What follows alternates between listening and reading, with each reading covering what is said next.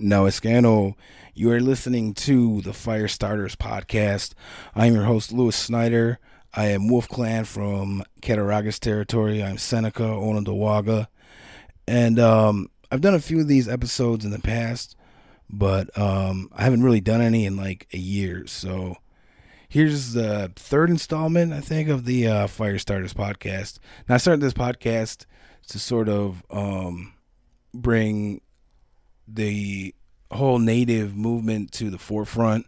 Like, I know a lot of people are involved with it and everything, but I really want to get some people on here and play some videos or get some guests and, really talk about this stuff. Talk about native communities. Talk about what we can do to help ourselves, and be better as Haudenosaunee people.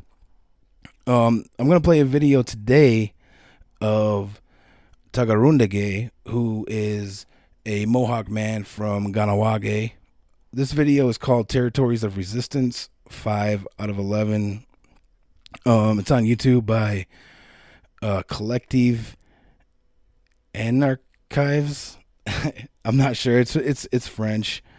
The description says Takarontakeh from Kahnawake, Kahaga community is an old-time Mohawk warrior who has participated to innumerable struggles.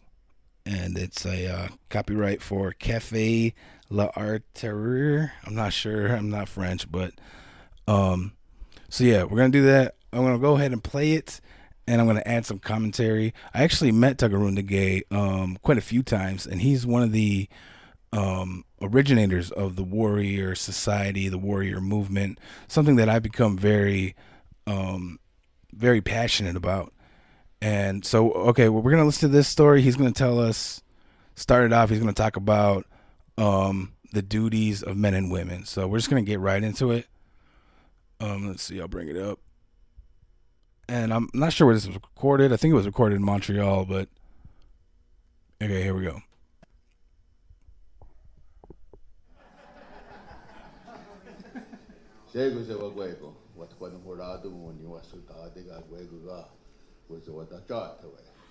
Uwezo aisori sego ne yateka na oru ne rauti igura. Tuna de wino down na hoda de videta. Stunga ta de wata de iguri sage. Aundu na yao na gwea yerne na gwenu wadi wa. I begin tonight to give all of you a greeting and to thank you all for coming.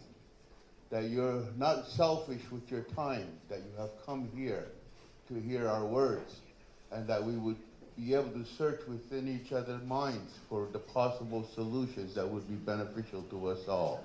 I thank you all for coming tonight to take the time to listen and learn with us. I'm just going to be cutting in every once in a while here, just to give my commentary, just give my opinion, but I'm pretty much going to let it play for the most part. Like I said, if you want to see the video in whole, go check it out on YouTube. I'll probably have a link in a description somewhere for this. But all right, here we go. Not learn from us, but learn with us. I thank you for your time because without you, we ain't nothing. We need these people because they keep us Mother Earth. Without them, we are nothing.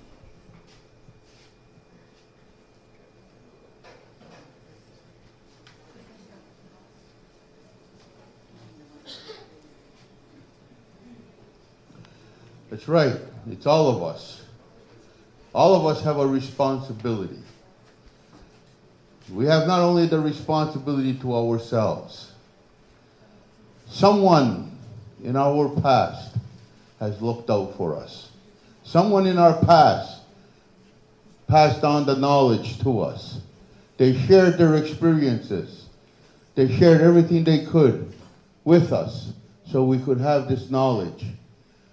They taught us what it was to be a real human being, what it was and what is to be a part of a family known as creation. This family here in creation, we are all relative. We all need one another. We all must depend upon one another, and we must work together. Today, this is not a fight just for the people at Standing Rock. This is a fight of people all over the world. There are multinational corporations who have continued, and it didn't just start today. It has been going on for a long time. It's been going on for 1,000 years or more, where certain corporations have continued to exploit the resources, the people, everything, and they have no loyalty to any people. They have no loyalty to any country. They have no nationality. And they have the gall to call themselves multinational. There's nothing national about them. They are just greedy pigs. And he's still on point right here, talking about the corporations, and they're just here to take money, resources, everything they can from the people. And it's been like that. I mean, from the beginning, right? And from the beginning, we've had corporations destroying Mother Earth, various different types of pollutions in the air and the water, making people sick, and all for the sake of profits. All right, so I'm gonna play the video again. They don't care. They don't care that they are the cause of such things, diseases. Today, every time we turn around, somebody's dying from cancer. When we turn around, everybody's got high blood pressure, heart problems. They're diabetics. Everything is wrong with them. There's children who are being born who have never been given a chance at what the design of creation would be. But the chemicals that have been put into them have changed them. And they still deny it. And they still deny it. That's true. They still deny it. And it's not going to change if we're just going to complain. We have to do something about it. You talk about sovereignty. If none of us are going to do anything, then none of us have sovereignty. We were given a birthright by creation, and we have the right to exercise that. Every one of us was given what's called a brain. We're supposed to use it, not allow someone else to use it. It's yours. It was given to you individually. It's called a birthright. That you have that right to exercise it. You have the right to make choices. You have the right to make decisions. Just as they do. But every decision you make, you must take responsibility for. Now, who's going to hold these pigs responsible? Who's going to hold them accountable? If only we cry, only if we're going to pray, we're believing we're doing something. We're not. Prayers don't work. Sending prayers, you can send prayers all day, and the tanks are still going to come through. The mining machines are still going to come through. They're still going to put in pipeline, and we've seen that in the past, and we've seen it at Standing Rock. He mentioned Standing Rock earlier. Did all the prayers stop that pipeline? No, it still went through. Something is wrong. You don't apologize. You fix it.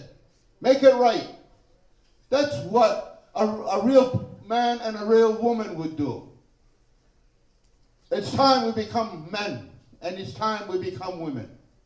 It is time we work together, and it's time that we start recognizing and respecting what creation gave to us as our responsibility. I like that right there, though, where he says, it's time for us to become men. It's time for us to become women. Because for so long, I think our society has become complacent in just allowing ourselves to become assimilated, to become like the colonizers.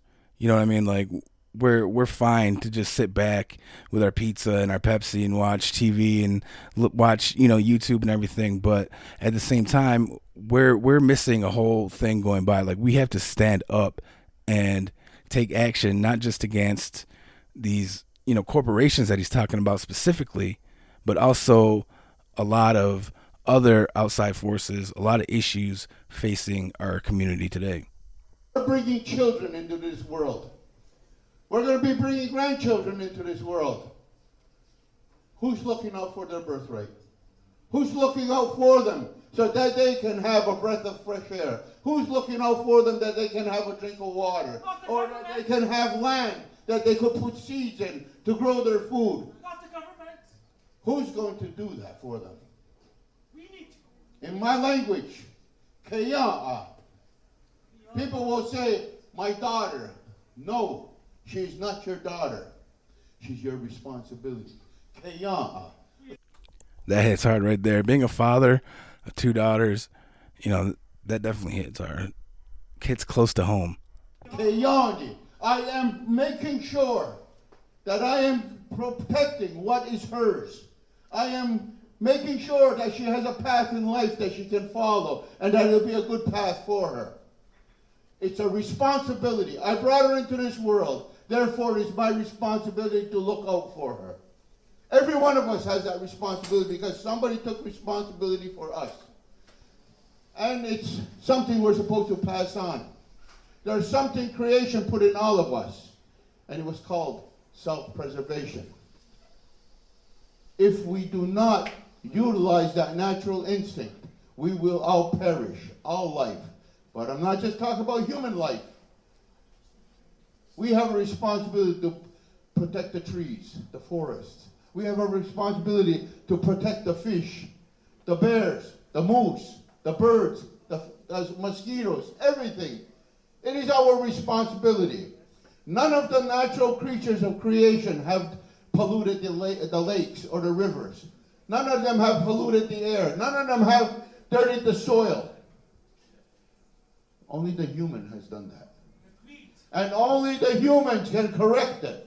And that's our responsibility as people. We talk about sovereignty. It's an empty word. It doesn't mean anything. Even international, they haven't even defined what sovereignty means. As was mentioned earlier, the different forms of sovereignty.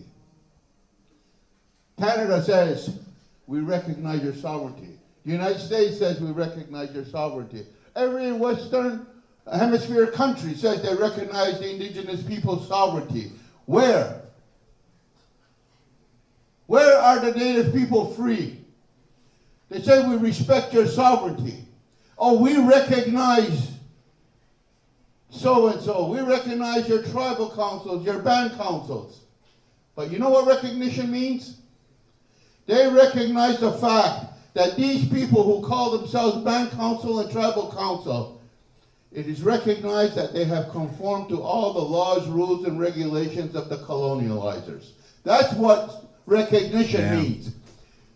The people known as Kahnawake, the Mohawk Nation, people call them, they are not recognized because they have not conformed to the Indian Act.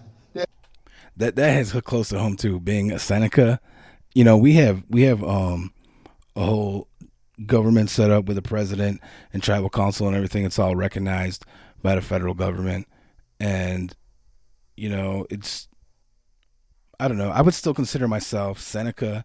Even if you don't have that, special enrollment ID, special ID card that says you're a Seneca member, XXX.000 whatever.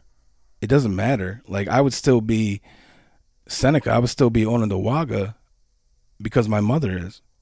Simple as that. Like, I was born Seneca. Having a card doesn't make me Seneca. Being born from my mother, being Wolf Clan, Seneca Wolf Clan, that's what makes me Onondaga. They have not conformed to Canadian law or anybody else's law other than their own. And so the government says, well, we don't recognize you. We don't give a damn. We don't give a damn. We don't need your recognition. The fact of the matter, you only exist as Canada. You only exist as the United States because we legitimized you. That's right. You did not legitimize us. Treaties. For us, there's no such a thing as a treaty. Today, many of my people are brainwashed into believing treaty is where we got our rights. Treaty never gave us anything.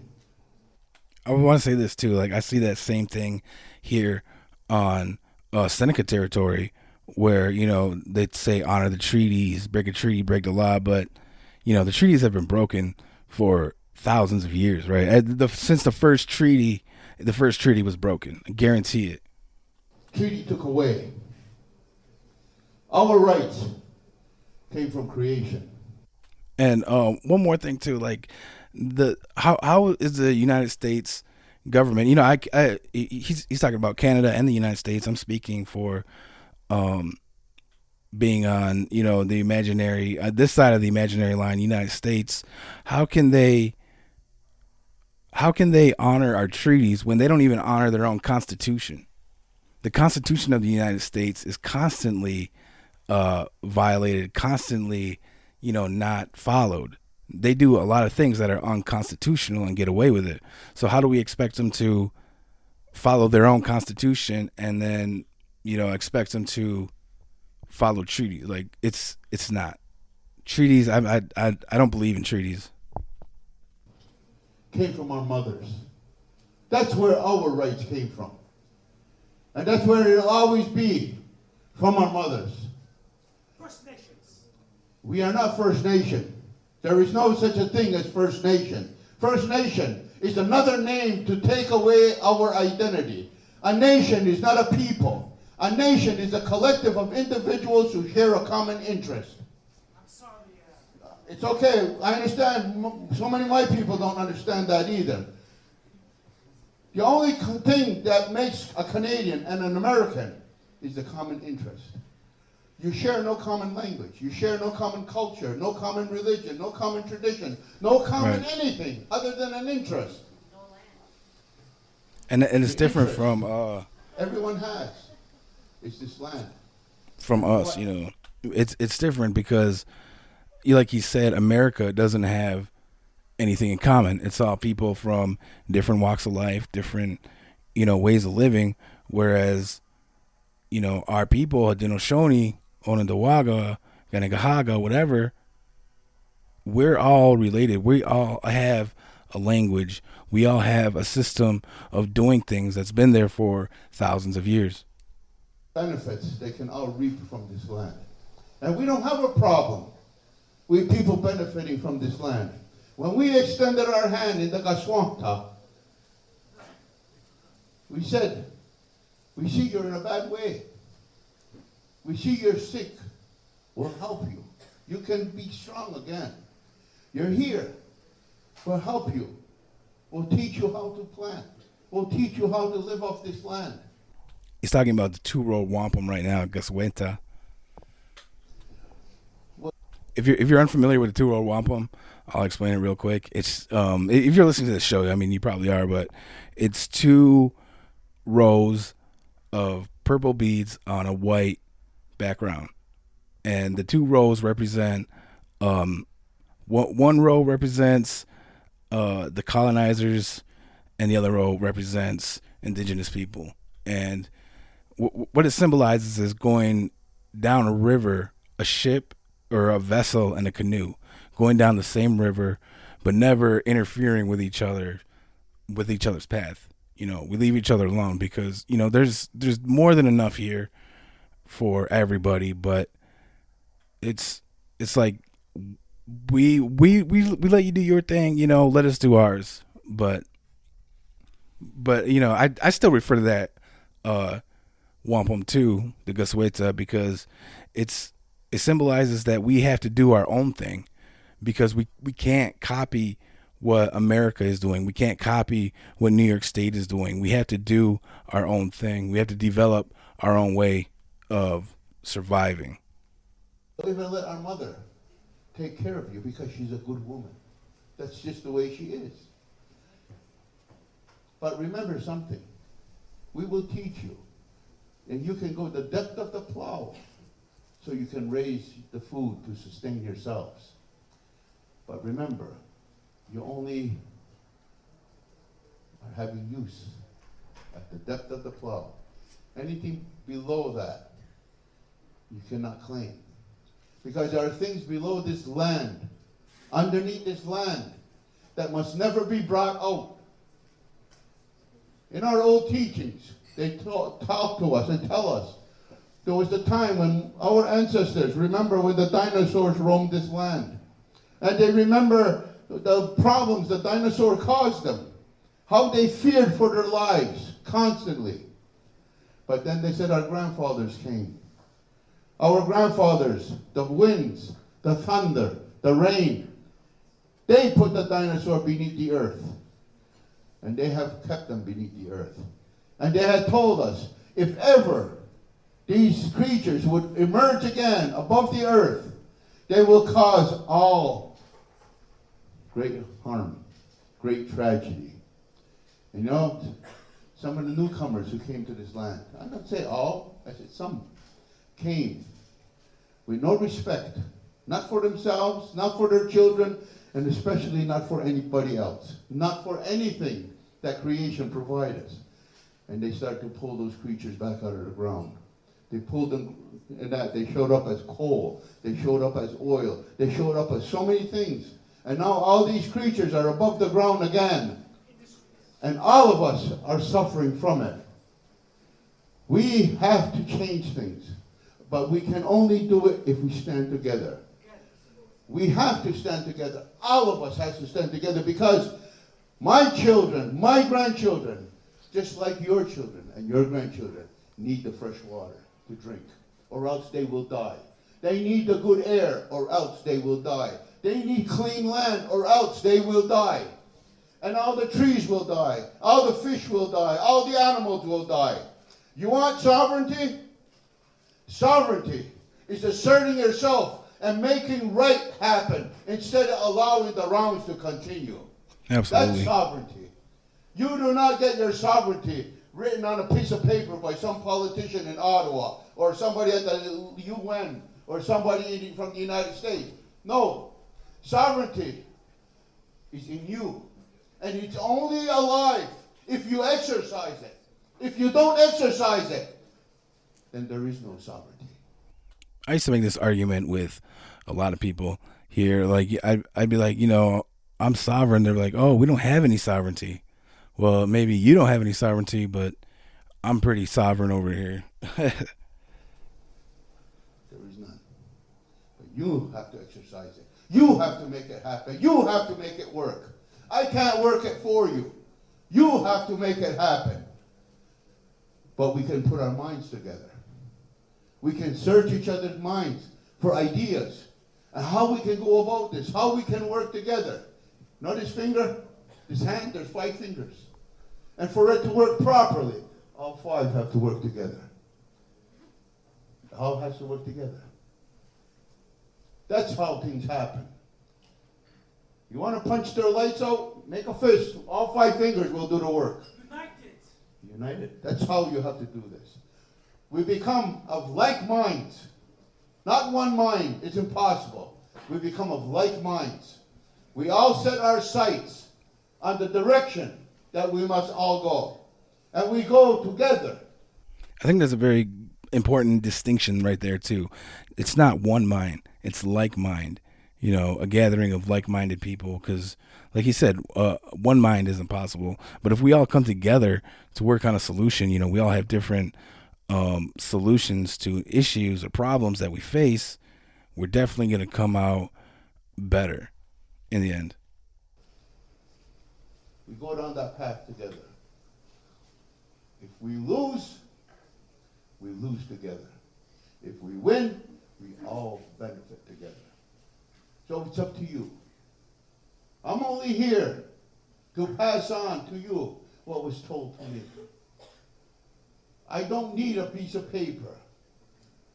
I am not recognized by Canada as even existing because I don't have an Indian Act card. I've never been registered. I've never been baptized. I wasn't even born in their hospital. I was born at home. And my grandmother would not allow for us to be registered. In my language, when somebody's registered, we say, Dadi na tahiyadu. It means, now you got a writing on your ass. It says, made in Canada. Made in the USA. And this Oklahoma was not made in Canada. This is Otawarede. This is Turtle Island. They don't even know what Canada means. Canada, Canada. It's where the people have put their poles into the ground when they built their longhouses and put their teepees and wigwams. They put the those poles firmly in the ground. Kanatsude means it's there, it's sturdy, it's not going to move. Then when you bend those poles over, you bend your other ones over, you tie them together, and you build your home. That's Kahnawake. It's being and planting yourself within the soil, your home within the soil. That's Kahnawake. Some bonehead kept hearing our people say, God's Kahnawake, God's Kahnawake. Oh, this must be Canada. It's just like here. It used to be called Hochelaga. You know, Hochelaga, Jacques Cartier kept asking, what is this place?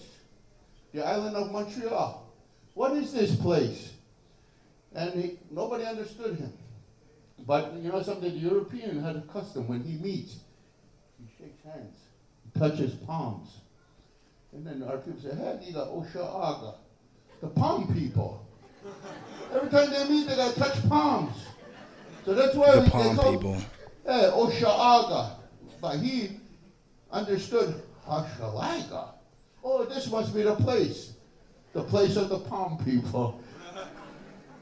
But see, there's so many things that have been misinterpreted. And they promote that as being history. They promote that as being truth. There has been so much propaganda. I am known from the days from when I was young. I was known as Takarontakeh. In English, because of what we were going through back in the 60s. He's about to get into the Warrior Society right now. I think he's going to talk about what they did when he was younger, the formation of it, and you know how it all went down. We were just young men, 15 years old, 16, 17, 18-year-olds. We listened to the old people, and they told us about the duties and responsibility of men. And that the men had a right to a council fire, and that the men could discuss issues that concerned the men. And they said the women have a council fire where they can discuss issues that are best handled by women. And they said there's a people's fire. That's when both men and women come together. And then they say there was a council for the Rudianeso, not chiefs. Rudianeso means they who have a path that has clearly been defined that they should follow. I just wanted to reiterate that it's not chiefs. Chiefs is a English word, and it totally doesn't mean what we think a traditional, Haudenosaunee chief is. Like, no, they took their idea of chief and put it on us. But I think he's going to talk about it a little more. And that path is designed and created by the people. And they must be accountable to the people. And they can only do as the people have directed them to do in accordance with our philosophies, with our principles, with our traditions, with our culture. So he's not our leader. The people have always been the leader. And so when they told us about this, we said, well, we want our council fire. We want to rekindle it. We as young men, we want to rekindle it because we want to fulfill our duties and responsibilities.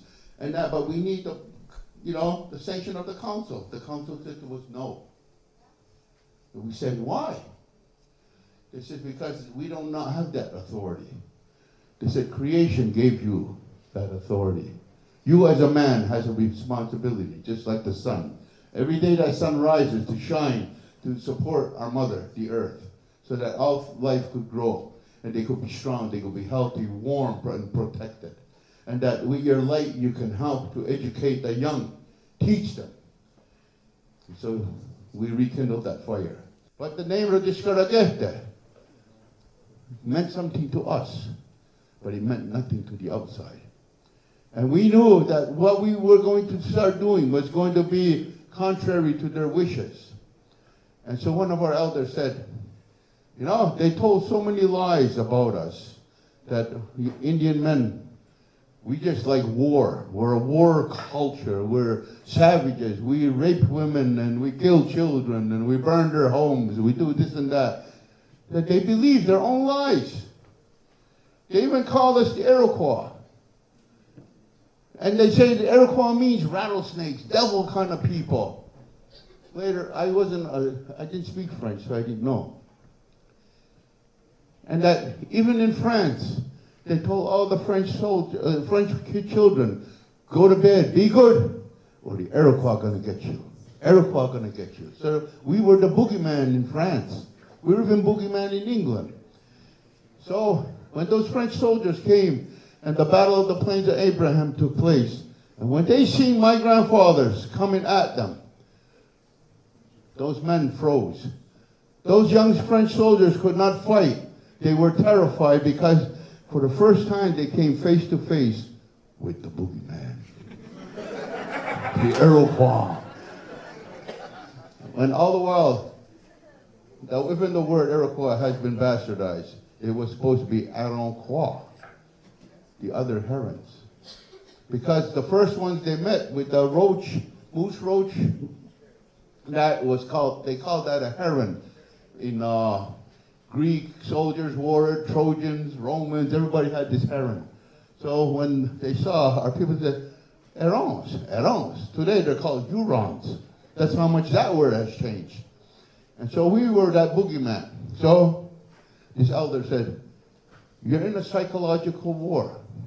Why don't you put that in your psychological arsenal and call yourselves the Warrior Society? And the word warrior sent fear through the police, through the governments, through the band councils. And there were only 7 of us. And we were boys, in accordance with what people would say. So we asked the artists of this flag to make us a symbol of who we are, Takarontakeh. So he put on there, Takarontakeh, on top, he said, Warrior Society. So we wanted a crest made and to put on our jackets. That's just what young people do. And so we went to the printer. We wanted 7 of them made. But they told the guy at the shop, said, why do you want to spend so much money to make 7? For another $24, we can make you 250 of them. Holy, go ahead. What a deal. Make us 250. So we got 250 of these crests. We took it home and 7 of us put it on our jackets and we walked about the community and all the young people said, I want one. I want one. So the 7 of us talked about it. We said, what are we going to do? Let's give it to them. So we gave these patches to everybody. Everybody put one on their back. And when the police and the councils and everybody seen, there were hundreds now of warriors walking all over this community. It was a psychological tactic. And it worked. Create the illusion. And they believe their own lies. Today, they are constantly lying to us. They are constantly blowing smoke up our rear ends. And we're believing it. It's all an illusion. We believe they have the power. And they don't. You, and all your brothers and sisters, you have the power. You do not believe you don't. If your mind will be strong, there's nothing you can't do, because there's no such thing as you can't. You will or you won't. The decision can only be made by you. I can't make that decision for you. But I will encourage you to make the decision. Nyawakoa.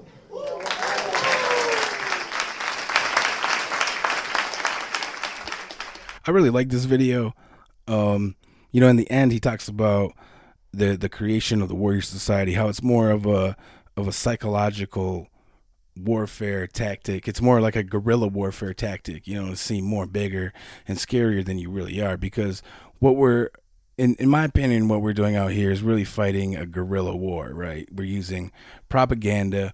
We're using all the tactics that we have at hand to defeat a bigger enemy, to defeat the colonizers, to defeat colonization, to defeat, years of historical trauma, genocide. And whether we use the Warrior Society to do that, whether we use the Great Law of Peace or something else, something we haven't even thought of yet, something needs to be done. That's just my opinion on all this stuff. Everything that I know is just what I've been told. So check it out. Let me know if you want to hear more of this stuff. There's a bunch of videos with Takarontakeh, a lot of other great people out there. Stay tuned for the next episode of Firestarters. I'm Lewis Snyder. Yeah.